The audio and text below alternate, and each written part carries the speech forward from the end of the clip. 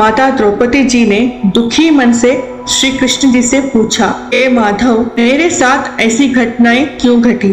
तो मुझे 5 पति मिले और तो भरी सभा में मेरी वस्त्रहरण करने की कोशिश करी गई। सभी लोग देखते रह गए, परंतु कोई मेरा साथ देने नहीं आया। ऐसा क्यों हुआ मेरे साथ? तो श्री कृष्ण जी कहते हैं, जब माता द्रौपदी जी दुखी मन से श्री कृष्ण जी से पूछती है कि हे माधव, मेरे साथ ही ऐसी घटनाएं क्यों घटी, तब श्री कृष्ण जी उनके पूर्व जन्म के बारे में बताते हैं। माता द्रौपदी जी पूर्व जन्म में एक ब्राह्मण कन्या थी, तो वो ब्राह्मण कन्या अपने लिए एक सर्वगुण संपन्न व्यक्ति को चयन करना चाहती थी, परंतु उनको अपने लायक कोई नहीं दिखा, तो उन्होंने भगवान शिव जी की तप करना प्रारंभ किया। तो उन्होंने भगवान शिव जी की तप किया और भगवान शिव जी प्रसन्न भी हुए। जब भगवान शिव जी प्रकट होकर उस ब्राह्मण कन्या को वर मांगने को कहा, तो ब्राह्मण कन्या ने 5 बार पति देहि पति देहि पति देहि पति देहि पति देहि संबोधित किया। तो 5 बार उन्होंने पति देहि कहा। इस कारण भगवान शिव जी ने उनको 5 पति का वरदान दिया, ऐसे कहा जाता है। भविष्य पुराण में ऐसा लिखा है, भविष्य पुराण में आपको मिलेगा ये सब जानने के लिए।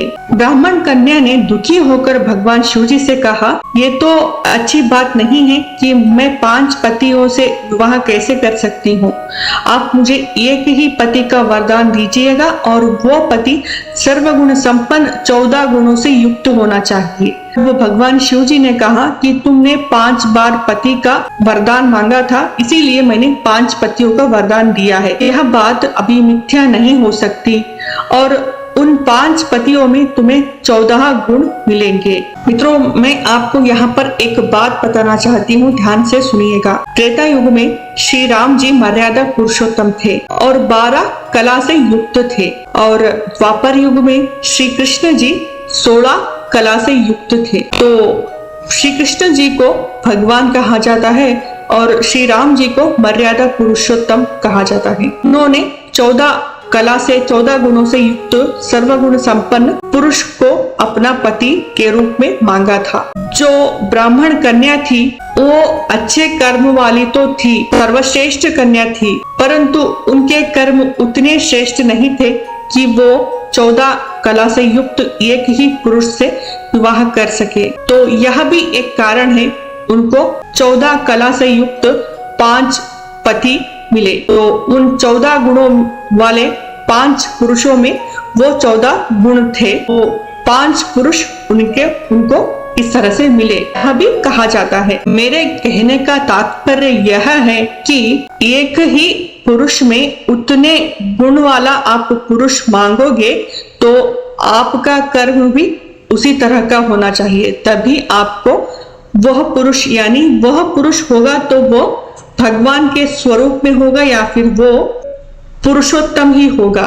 वैसे कर्म होना चाहिए, तभी आपको उस तरह का व्यक्तित्व मिलेगा। आपको एक पुरुषोत्तम नहीं मिलता, आपके एक अच्छा व्यक्ति नहीं मिलता, तो यह नहीं है कि आपके कर्म अच्छे नहीं हैं। आप अपने कर्म के हिसाब से अपने नियति तय करते हैं। जैसे कि माता द्रौपदी के साथ ये सब हुआ, क्योंकि माता द्रौपदी एक निमित्त बनकर आई थी। धर्म की संस्थापना करने के लिए माता द्रौपदी एक निमित्त मात्र थी। इस कारण उनको भी बहुत सारे कष्ट झेलने पड़े, परंतु वो धर्म संस्थापना करने की एक जरिया बनी माता द्रौपदी जी। कीचड़ को साफ करते हैं, गंदे नाली को साफ करते हैं, तो आपको उस नाले में उतरना पड़ता है, आपको भी गंदा होना पड़ता है। तो यही कारण था कि माता द्रौपदी के साथ ये सब हुआ। स्वयं एक साम्राज्ञी थी, तो भारतवर्ष में एक साम्राज्ञी के साथ ऐसा हो सकता है, तो भारतवर्ष की एक सामान्य स्त्री के साथ कैसा हो सकता होगा उस समय। इसी कारण उस पापियों को नाश कराने के लिए ही माता द्रौपदी को निमित्त किया गया तो वो एक निमित्त बनकर ही आई थी इस पृथ्वी में इन सब पापियों का नाश कराने के लिए ही। जैसे कि मैंने कहा कि कीचड़ को साफ करने के लिए आपको ही गंदा होना पड़ता है, तो यही कारण था माता द्रौपदी जी के साथ ये सब हुआ। तो वीडियो कैसा लगा जरूर बताइएगा। अगला वीडियो भी बहुत जल्द आने वाला है, इसीलिए सब्सक्राइब जरूर करके रखिएगा। महाभारत के ऊपर बहुत सारे वीडियो आने वाले हैं, सब्सक्राइब जरूर कीजिएगा। वीडियो कैसा लगा जरूर बताइएगा कमेंट कर। नमस्कार।